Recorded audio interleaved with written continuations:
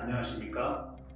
저는 통합암 치료 의사 세순병원의 박준범 원장입니다. 오늘은 우리 환자분들이 암 진단을 받은 직후에 그 암 환자로서 진단을 받은 초기 한 달 이내에 겪는 방향 감각에 대한 상실이 있습니다. 이걸 우리가 영어로는 디스오리엔테이션이라고 하고요. 암 치료의 여정을 출발하는 데 필요한 방향을 잘 잡는 오리엔테이션에 대해서 말씀을 드리겠습니다. 암 진단 받은 후에 우리 암 환자 자신과 또 그 가장 가까운 가족들에게 일어나는 질문이 이겁니다. 자, 암이 진단되었는데 암 진단 후에 그럼 우리는 어떻게 할 것인가? 이것이 가장 근본적으로 일어나는 질문이 되겠습니다. 암 진단 직후부터 약 한 3주, 4주, 한 달 이내에 이제 굉장히 혼란스러움을 경험을 합니다. 세 가지 측면이 있습니다. 첫째, 암이 내 인생에 발생했다라고 하는 그런 정신적인 방향 상실이 있습니다. 왜 내게 암이 왔는가? 또 하필 왜 난가? 또 하필 왜 있겠는가라고 하는 그런 정신적인 방향 상실을 경험하고요. 두 번째로 그 환자나 가족들이 이제 암에 대해서 가지고 있는 이해와 현재 지식들이 있는데 그것들이 두려움으로 인해서 인지적인 방향 상실이 있습니다.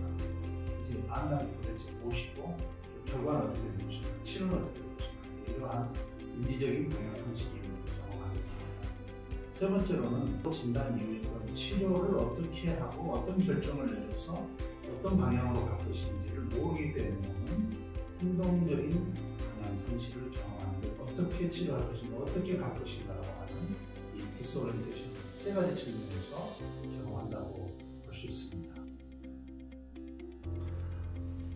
암 진단은 암 환자에게 있어서 자신의 일상적인 삶의 연속 선상에서 갑작스럽게 발생하는 하나의 극성적인 사건입니다. 그래서 암 제로의 상태가 있습니다. 암을 진단받기 전에 정상적인 이렇게 생활을 하고 계시다가 암 환자가 되는 이후에 이제 암 수술을 어디서 어떻게 할 것인가 큰 문제이기도 하고요. 두 번째로 항암과 방사선을 하는 그 치료 기간이 있게 되고 항암 환자 혹은 방사선 치료 환자에 구성이 되겠습니다. 표준 치료를 받는 다음에 한 2년, 3년 재발과 전이에 굉장히 신경 쓰시면서 항암과 면역 치료를 위해서 에너지를 쏟는 이 기간이 되어서 실은 이 암 유병 환자로서 약 4년, 5년 동안에 집중적으로 치료와 관리를 해가는 그런 여정을 가는 로드맵을 갖고 있습니다. 일종의 암 로드맵이 구성이 되는 것입니다. 그 첫 번째로는 암 치료에 대한 통합적인 진료 상담과 안내가 부족합니다. 우리나라에서 암 직후의 환자들이 통합적인 깊고 넓은 상담을 받고 안내를 받는 병원이나 의사를 찾기 쉽지 않습니다. 병원의 의사들이 이제 보통 주어지는 시간은 2분, 3분 진료하고 다음 환자를 넘어가는 그런 상황에서 환자가 알고 싶어하는 정보를 받거나 질문하거나 이해하거나 지지를 받고 이렇게 관계가 형성되기가 참 어렵습니다. 대학병원에 이 수술하는 외과, 그 항암 치료를 하는 이제 종양내과, 그리고 방사선 치료를 하는 이 방사선 종양과가 진단을 결정하고 어떤 치료를 어떻게 할 것인가 이 다학적인 협의를 해서 결정을 하지만 이후에 약 한 6개월, 1년 이 과정을 가는 기간 동안에 암 환자의 치료에 대한 통합적인 전략과 지도를 해주기에는 굉장히 현실적으로 어려워서 그 각각의 의사들이 따로 노는 느낌을 환자들은 받고 계십니다. 덧붙여서 암 치료의 이 수술, 항암 치료, 방사선의 로드맵을 전체로 이해하는 게 굉장히 중요하고요. 암 치료의 각각의 특성들과 좋은 점이 있고 또 이 환자에게 도전이 되는 점들이 있고 그렇습니다. 이 환자의 암 병기, 암을 진단받은 1기냐, 2기냐, 3기냐, 말기냐, 또 환자의 전신의 상태를 기반으로 하여서 그 암 치료의 여정을 또 환자에게 맞추어서 가장 최선의 치료에 대한 그 적절성을 설립하는 것도 중요합니다. 예를처럼 통합암 치료를 하는 의사들은 이 점에 특히 주의해서 이 환자들이 초기의 암의 상태와 암 그 종류와 여러 가지 암 치료에 대한 종합적인 이해를 갖도록 오리엔테이션을 시켜야 되는 일에 특별한 신경을 더 많이 쓰고 있습니다. 첫째는 치료 병원입니다. 내가 사는 도시의 대학병원에서 치료할 것인가, 가까운 자기 동네 어떤 병원에서 수술을 할 것인가, 혹은 서울로 갈 것인가, 병원을 결정하는 치료 의사, 어떤 의사 이 영역에 있어서 전문가이고 치료를 받아야 될 것인가, 치료 내용과 방향성, 수술이 필요한가, 수술을 하게 되면 어떤 수술을 하게 된가, 또 항암을 언제 하게 되는가, 항암을 하게 되면 수술 전에 할 수 있는가, 아니면 수술 후에 하는가, 이러한 그 내용이 필요하고요. 또 이제 마지막으로는 이제 수술 항암 이후에 2년, 3년의 치료 과정에 대해서는 어떻게 무엇이 있는가, 이러한 결정의 요소들이 환자들에게 주어집니다. 5가지의 중요 사항이 있죠. 첫 번째는 진단 이후에 수술 전에 항암 혹은 수술 후에 항암, 그리고 예정된 수술, 이것에 대한 환자들의 이해가 필요하고, 두 번째는 이제 그 항암 치료에 대한 전반적인 환자들의 이해가 필요하고, 또 마음의 준비와 또 몸의 준비가 필요합니다. 세 번째로는 이 방사선 치료가 해당이 되는 암 치료들은 또 어떠한 이슈들을 주고 있고, 어떠한 부작용과 어떠한 유의관점을 주고 있는지 이해를 하고 학습하는 게 더 필요하고, 수술 후에 조직검사 결과가 나왔을 때 그걸 가지고 암 예후나 또 추가적인 치료들이 어떻게 구성될 것인지에 대해서도 많은 질문을 받고 오리엔테이션을 받기를 원합니다. 마지막으로 그 항암 치료 전반에 대한 환자들의 두려움과 걱정들이 있는데, 불필요한 두려움들을 조정해주고 자신감을 갖도록 해주는 일도 필요하고, 암 과연 국소질환인가 아니면 암은 전신적인 대사질환인가, 이런 관점에 대한 이해가 많이 결핍되어 있기 때문에 그렇습니다.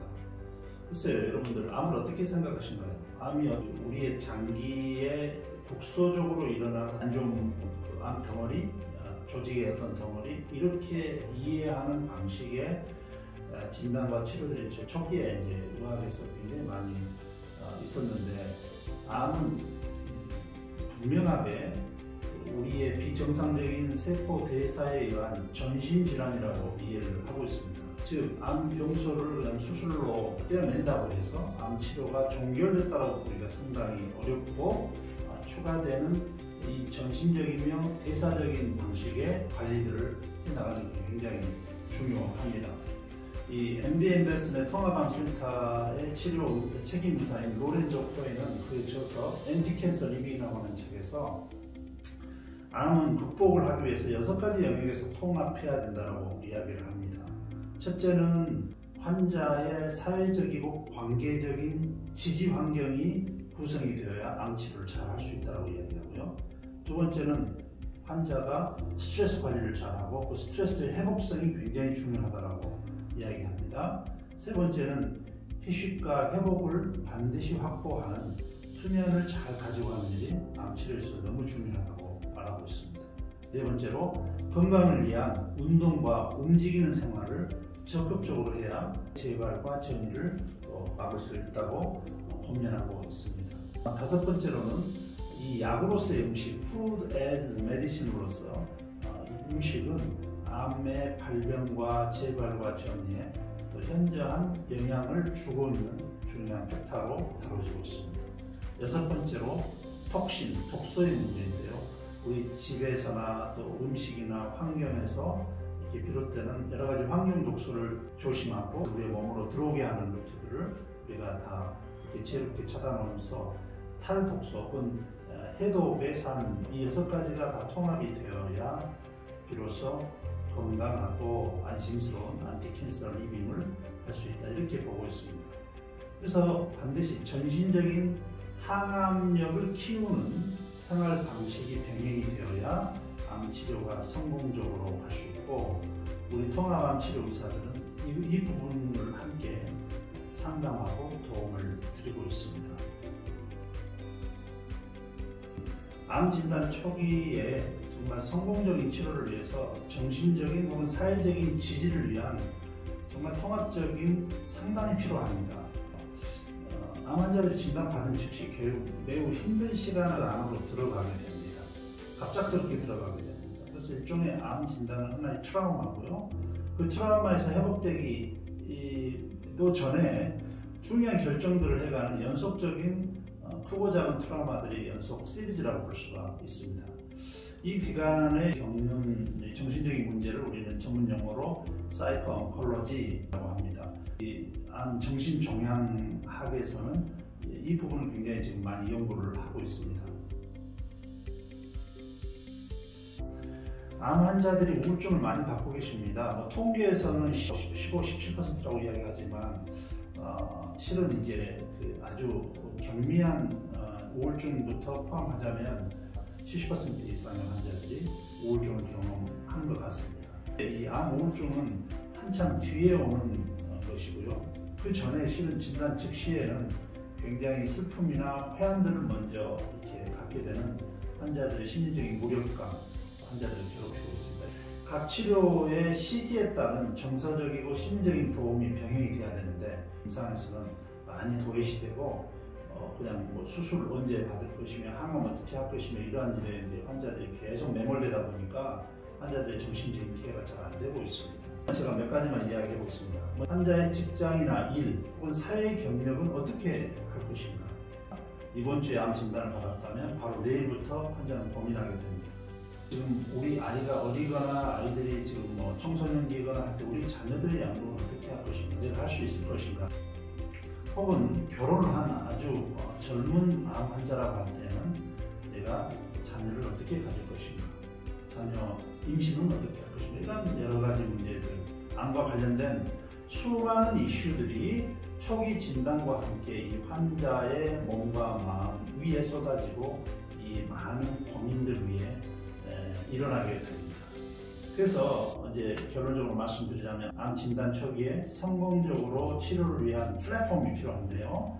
그것은 환자들이 아주 초기부터 정신적인, 사회적인 해석을 잘하고 또 암 치료를 병행함에도 불구하고 자신들의 질문들을 잘 상담받고 암 치료를 뚜벅뚜벅 잘 가게 하는 일이 굉장히 중요하게 다뤄지고 있고 환자들을 돕고 있습니다.